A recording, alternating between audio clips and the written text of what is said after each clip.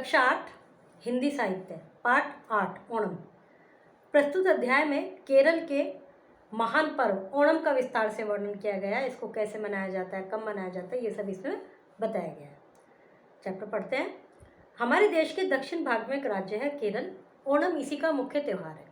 ओणम को सावन के महीने में मनाया जाता है और सावन को मलयालम भाषा में चिंगु मासम कहते हैं। मलयालम केरल की भाषा है। ओणम उल्लास और समृद्धि का त्यौहार है। ओणम त्यौहार मनाने के विषय में कथा प्रचलित है। जैसे हर त्यौहार के पीछे कोई ना कोई कहानी होती है कि भाई क्यों मनाया जाता है, किस खुशी में मनाया जाता है, ऐसी ओणम के विषय में भी है। कहा जाता है किसी समय केरल क्षेत्र में महाबली नामक राजा राज करते थे। राजा का नाम था महाबली, बहुत शक्तिशाली थे। उनकी राजधानी महाबलीपुरम थी। वे भक्त प्रहलाद के पौत्र थे। उनकी तरह ही धार्मिक स्वभाव थे। प्रहलाद की कहानी सुनी होगी कि उसको हिरण्यकश्यप की जो बहन थी होलिका, वो प्रहलाद को गोद में लेकर बैठ गई थी होलिका में, फिर होलिका जल गई, प्रहलाद बच गए। तो ये सब कहानी सुनी होंगी आपने।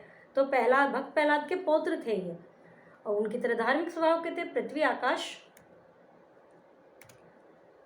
पाताल सब जगह उन्हीं का राज्य था।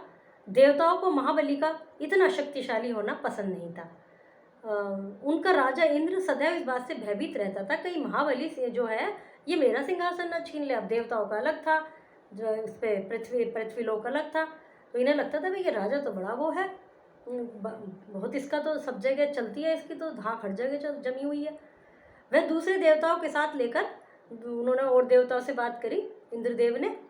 इंद्र थे ना, हाँ, विष्णु भगवान के पास गए, उनसे प्रार्थना की प्रभु महाबली के शासन से देवताओं को मुक्त कीजिए, भाई महाबली को तो हटाओ इसको। तो विष्णु ने आश्वस्त करके भेज दिया कि ठीक है देखेंगे। पर महाबली को युद्ध में हराना आसान नहीं था। काफ़ी सोच विचार करने के बाद विष्णु को एक उपाय सूझा। महाबली इतने बड़े दानी हैं, कोई याचक उनके द्वार पर से खाली हाथ नहीं लौटता। विष्णु ने वामन बोना का रूप, ड्रॉफ जो छोटा का रूप धारण किया और महाबली के द्वार पर भिक्षा के लिए आवाज़ लगाई। अब जो विष्णु भगवान थे उन्हें ही पता था ये तो भाई बहुत शक्तिशाली है, इसे युद्ध में तो कैसे हराएंगे, तो कोई ना कोई चाल चलनी चाहिए। उन्होंने बोने का रूप धारण किया, उनके घर पर जाकर भिक्षा मांगने पहुंच गए। महाबली याचक की पुकार सुनकर द्वार पर आए, उससे दान देने को कहा मांगो जो मांगना है। तो याचक वामन ने कहा राजन मुझे वचन दीजिए, मैं जो मांगूंगा वो आप देंगे। जैसे कृष्ण जी ने भी तो कर्ण के कवच और कुंडल लिए थे क्योंकि वो उसकी शक्ति थी। तो ऐसे इन्होंने भी उनके साथ इस तरह का प्रयास किया कि हाँ ठीक है भाई जो मांगोगे अवश्य है। महाबली ने कहा जो तुम मांगोगे वही मिलेगा। वामन ने कहा राजन मुझे तपस्या करने के लिए 3 पग भूमि दे दीजिए, मुझे तपस्या करनी है, मुझे 3 पग मतलब पैर, ऐसे पैर 3 पग भूमि दे दो।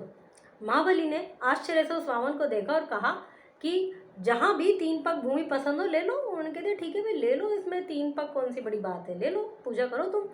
अब विष्णु ने विराट रूप धारण कर लिया। अभी तक तो बोने थे, अब बहुत बड़े हो गए।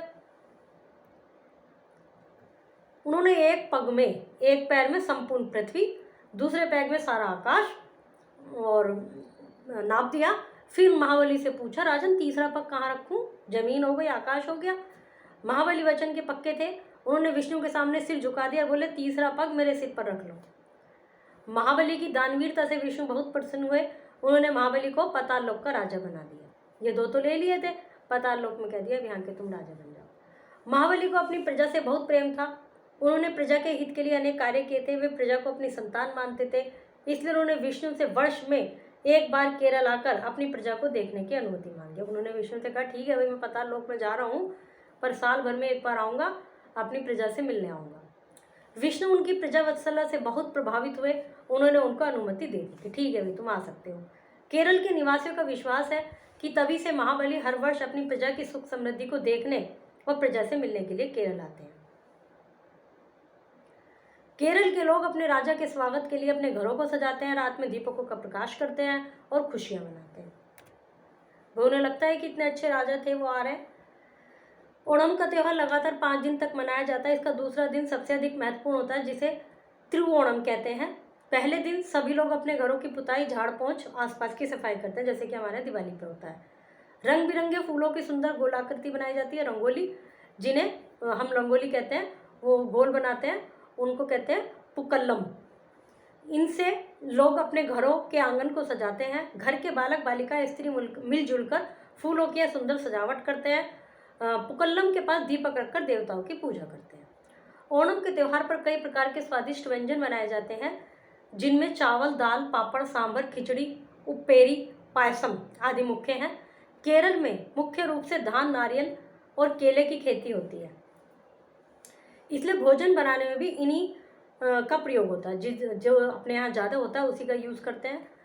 केरल के लोग चाहे जहाँ हो, ओणम के अवसर पर अपने घर लौट जाते हैं। मेरी नॉलेज में भी एक केरल की लड़की है, वो ज़्यादातर अपने केरल में चले जाते हैं, वैसे गुड़गांव में रहती है। वे अपने परिवार के साथ मिलजुल कर रहते हैं। तिरुओणम के दिन सभी लोग साफ सुथरे और बहुधा नए कपड़े पहनते हैं। दोपहर वैसे आ ही जाते हैं त्यौहार पर, जैसे दिवाली पे भी बहुत लोग आ जाते हैं, चाहे कहीं भी रह रहे हो, तो ऐसे ही ये लोग केरल चले जाते हैं। सभी का मतलब हिंदू मतलब इसमें भारतीय संस्कृति में त्योहारों का तो महत्व है ही। त्योहारों को बड़ी खुशी के रूप में मनाते हैं। ईद पर भी जाते हैं सभी, चाहे कोई सा भी धर्म हो, सब त्योहारों पर अपने अपने घरों में या अपनी अपनी जगह पर पहुंच जाते हैं इफ़ पॉसिबल। यदि पॉसिबल ही नहीं है तो बात अलग है। दोपहर के समय घर के सभी लोग एक साथ बैठकर केले के पत्ते पर भोजन करते हैं। केरल के लोग केले के पत्ते पर भोजन करना पवित्र मानते हैं। बड़ा सा पत्ता होता है केरल का, वो केले का। ओणम के अवसर पर लोग तरह तरह के खेलों में भाग लेते हैं। गांव गांव और नगर नगर में खेल प्रतियोगिताएं होती हैं। इन्हीं में खेल प्रतियोगिताएं होती हैं। नदियों और समुद्र के निकट रहने वाले लोग नौका दौड़ में भाग लेते हैं। ऐसे नौका दौड़ का दृश्य बड़ा आकर्षक होता है, दूर दूर से लोग इसे देखने के लिए आते हैं। नेहरू ट्रॉफी नौका दौड़ प्रतियोगिता भी इसी अवसर पर होती है। नौका दौड़ प्रतियोगिता होती है ओणम के अवसर पर। यह नौका दौड़ की सबसे बड़ी प्रतियोगिता है। बालिकाएं और स्त्रियां इस अवसर पर ताली बजाते हुए नृत्य करती हैं। इस नृत्य को कैकोटिकली नृत्य भी कहा जाता है। यह केरल का प्रसिद्ध नृत्य है। इस नृत्य के द्वारा महापुरुषों और वीरांगनाओं की गाथाओं का प्रदर्शन किया जाता है। मतलब जो उनका डांस होता है उसमें सॉन्ग के रूप में म्यूजिक के साथ वीरों की, वीरांगनाओं और महापुरुषों की कहानियाँ चलती रहती हैं कि भाई एक राजा ऐसे हुए थे, ये हुआ था, म्यूजिक में। ओणम के अवसर पर केरल में पर्यटकों की भीड़ लग जाती है। केरल की राजधानी में खूब चहल पहल रहती है। नगर का वातावरण बसंत ऋतु की तरह खिला खिला रहता है। ओणम पारिवारिक मिलन और पारस्परिक सहयोग का त्यौहार है। यह हमें भाईचारे, एकता, सुख समृद्धि का संदेश देता है। शब्दार्थ हैं, एक्सरसाइजेज हैं। ओणम का मुख्य त्यौहार,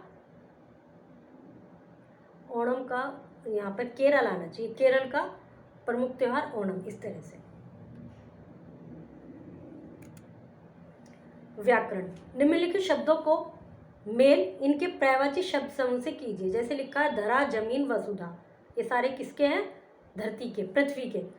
तो देखिए इसमें भूमि, धरा, जमीन, वसुधा। ऐसी देवताओं का इसमें वो देखिए आप, जिसके पर्यायवाची नृप, ये तो राजा का है, नृप, नरेश, नरेंद्र, भूप, ये राजा का है। तो ये जो पर्यायवाची का समूह है, इनको इन शब्द से जोड़ना है। विलोम लिखने हैं, अधिक, कम, देव, दैत्य, राजा, रंक, इस तरह से। ये इसमें प्रत्यय जोड़ना है, परिवार प्लस इक। अब ई जो है वो भी स्वर है, जो स्वर होते हैं उनकी केवल मात्रा आती है। तो परिवार तो पूरा है, उसमें इक जो रिक, ई छोटी की मात्रा क्योंकि छोटी है और क्या लिख दिया उसमें। परस्पर इक, पारस्परिक।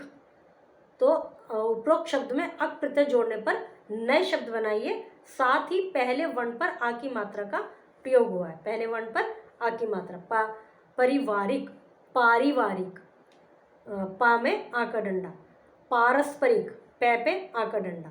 ऐसी इनमें जैसे नागरिक, न में आ का डंडा नागरिक, ए में आ का डंडा आर्थिक, इस तरह से।